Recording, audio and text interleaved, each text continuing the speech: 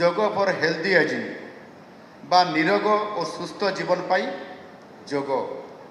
ଆମର ପବିତ୍ର ଗ୍ରନ୍ଥ ଭାଗବତରେ ଲେଖା ଅଛି, ମର୍ତ୍ତ ମଣ୍ଡଳୀ ଦେହ ବହି ଦେବତା ହେଲେ ବି ମରଇ।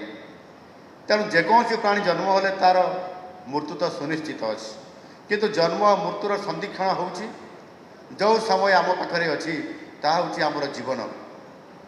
ତା ସହିତ ବୟସ ବଢ଼ିବା ସଙ୍ଗେ ସଙ୍ଗେ ଶରୀର ଦୁର୍ବଳ ହେବା ଏବଂ ରୋଗଗ୍ରସ୍ତ ହେବା ଏବଂ ରୋଗର ଆଶଙ୍କା ମଧ୍ୟ ବୃଦ୍ଧି ହେବା ଇଏ ଗୋଟିଏ ସ୍ୱାଭାବିକ ପ୍ରକ୍ରିୟା। ତେଣୁ ଆମ ଜୀବନର ସୁସ୍ଥ ରହିବା ହେଉଛି ଆମ ଜୀବନର ବଡ଼ ସାର୍ଥକତା। ନହେଲେ ସାରା ଜୀବନ ଆମର ବ୍ୟର୍ଥ ହୋଇଯିବ ଏବଂ ମୂଲ୍ୟହୀନ ମଧ୍ୟ ହୋଇଯିବ।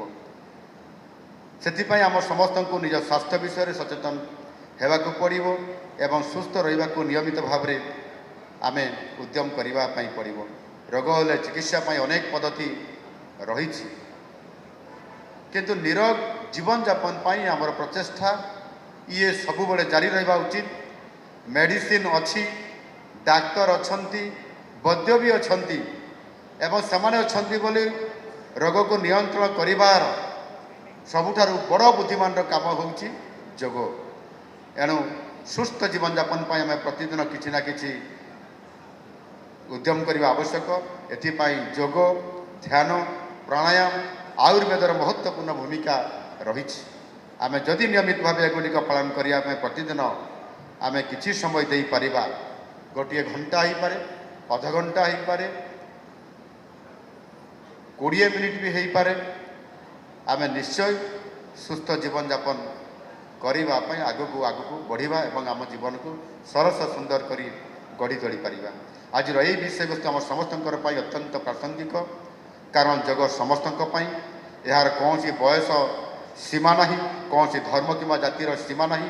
ଶିଶୁ, ଯୁବକ, ମହିଳା, ବୟୋଜ୍ୟେଷ୍ଠ ସମସ୍ତେ ଅର୍ଥାତ୍ ସବୁ ବୟସର ବ୍ୟକ୍ତି ଯୋଗର ଲାଭ ନେଇପାରିବେ, ନିୟମିତ ଭାବରେ ଯୋଗ କରିପାରିବେ। ଆପଣଙ୍କୁ ଜଣେ ଫିଟନେସ୍ ବିଶେଷଜ୍ଞ ହେବା ଦରକାର ନାହିଁ।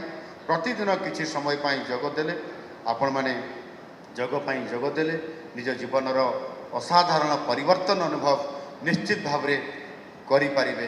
ଆପଣ ଆଜି ଦେଖୁଥିବେ ଯଶସ୍ୱୀ ପ୍ରଧାନମନ୍ତ୍ରୀ ଆଜି ଏ ଯୋଗକୁ ଆପଣେଇବା ସହିତ ନିଜ ଜୀବନର ସବୁଠାରୁ ସହଜ ସୁନ୍ଦର ଏବଂ ଆଜି ସାରା ବିଶ୍ୱକୁ ନେତୃତ୍ୱ ଦେବା ପରିପ୍ରେକ୍ଷୀରେ ଯୋଗ ହେଉଛି ତାଙ୍କର ସବୁଠାରୁ ଶ୍ରେଷ୍ଠ ଶାରୀରିକ ବ୍ୟାୟାମ ମଧ୍ୟ ଏବଂ ତାଙ୍କର ମାନସିକ ବ୍ୟାୟାମ ମଧ୍ୟ ଏବଂ ଆମ ସମସ୍ତଙ୍କୁ ଏକ ପ୍ରେରଣାର ଉତ୍ସ ମଧ୍ୟ।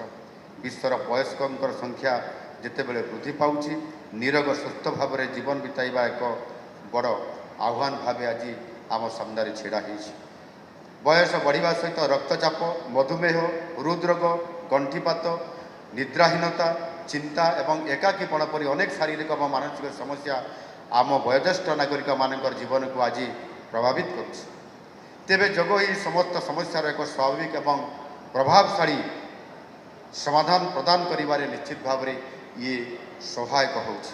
ମୁଁ ବିଶେଷ ଭାବରେ ଆମ ବୟୋଜ୍ୟେଷ୍ଠ ନାଗରିକମାନଙ୍କୁ ଅନୁରୋଧ କରିବି ଯେ ସେମାନେ ନିୟମିତ ଭାବେ ଯୋଗ ଏବଂ ପ୍ରାଣାୟାମକୁ ନିଜ ଜୀବନର ଅଂଶ ଭାବେ ଗ୍ରହଣ କରନ୍ତୁ। ସେମାନଙ୍କର ଅଭିଜ୍ଞତା, ଜ୍ଞାନ, ଆଶୀର୍ବାଦ ଆମ ସମାଜର ଇଏ ହେଉଛି ଅମୂଲ୍ୟ ସମ୍ପଦ। ସେମାନଙ୍କର ସୁସ୍ଥତା ହିଁ ସମାଜ ପାଇଁ ଅତ୍ୟନ୍ତ ଆବଶ୍ୟକ। ଆମର ଯୁବବର୍ଗମାନଙ୍କୁ ମୁଁ କହିବାକୁ ଚାହେଁ, ଆପଣମାନେ ହିଁ ଓଡ଼ିଶାର ଭବିଷ୍ୟତ।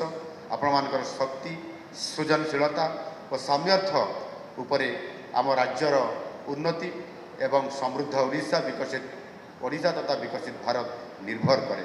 ଆଜିର ଡିଜିଟାଲ ଯୁଗରେ ଯୁବପିଢ଼ି ଅଧିକ ସମୟ ମୋବାଇଲରେ, କମ୍ପ୍ୟୁଟରରେ, ସୋସିଆଲ ମିଡ଼ିଆରେ ଆମେ ପ୍ରାୟ ସମସ୍ତେ ବିତାଉଛନ୍ତି। ଏହା ଶାରୀରିକ କ୍ରିୟାକଳାପକୁ କମାଇବା ସହ ମାନସିକ ଚାପ ଇଏ ନିଶ୍ଚିତ ଭାବରେ ସୃଷ୍ଟି କରୁଛି ଓ ଶରୀରରେ ଅସନ୍ତୁଳିତ ବଢ଼ାଉଛି। ଏଭଳି ପରିସ୍ଥିତି ଯୋଗ ଆପଣଙ୍କର ପାଇଁ ଏକ ଅମୂଲ୍ୟ ସାଥୀ ନିଶ୍ଚିତ ଭାବରେ ହେଇପାରେ। ମୁଁ ଚାହେଁ ଯେ ଓଡ଼ିଶାର ପ୍ରତ୍ୟେକ ଯୁବକ ଯୁବତୀ ଏବଂ ଛାତ୍ରଛାତ୍ରୀମାନେ ପ୍ରତିଦିନ ଅତି କମରେ 20ରୁ 30 ମିନିଟ୍ ପାଇଁ ସମୟ ବାହାର କରନ୍ତୁ ଏବଂ ନିୟମିତ ବିଭିନ୍ନ ସ୍ଥାନରେ ଘରେ ହେଉ, ବାହାରେ ହେଉ, ପାର୍କରେ ହେଉ, ଖେଳ ପଡ଼ିଆରେ ହେଉ, ଷ୍ଟାଡ଼ିୟମରେ ହେଉ ଆପଣମାନେ ଯୋଗାଭ୍ୟାସ କରନ୍ତୁ। ଏହା ଆପଣଙ୍କ ଜୀବନରେ ନୂତନ ଶକ୍ତି ଉତ୍ସାହ ଏବଂ ଆତ୍ମବିଶ୍ୱାସ ଭରିଦେବ ଏବଂ ଆପଣଙ୍କର ପାଇଁ ସଫଳତା ଆଣିବାରେ ଇଏ ନିଶ୍ଚିତ ଭାବରେ ମାର୍ଗଦର୍ଶନ ଦେଇପାରିବ। ଓଡ଼ିଶାରେ ଯୋଗର ପ୍ରସାର ପ୍ରଚାର ପାଇଁ ଆମ ସରକାର ବଦ୍ଧପରିକର। ଆୟୁଷ ମନ୍ତ୍ରଣାଳୟ ପକ୍ଷରୁ ଜଟଣୀର ବିଞ୍ଝଗିରିଠାରେ 20 ଏକର ବିଶିଷ୍ଟ ଅଞ୍ଚଳରେ ଏକ ଅତ୍ୟାଧୁନିକ ଯୋଗ ଏବଂ ନେଚୁରୋପାଥି ଅନୁଷ୍ଠାନ ମଧ୍ୟ ଆମ ସରକାର ନିର୍ମାଣ କରୁଛନ୍ତି। Dreams University for Best Academy and Placement. Padmini Care Hospital for Best Healthcare.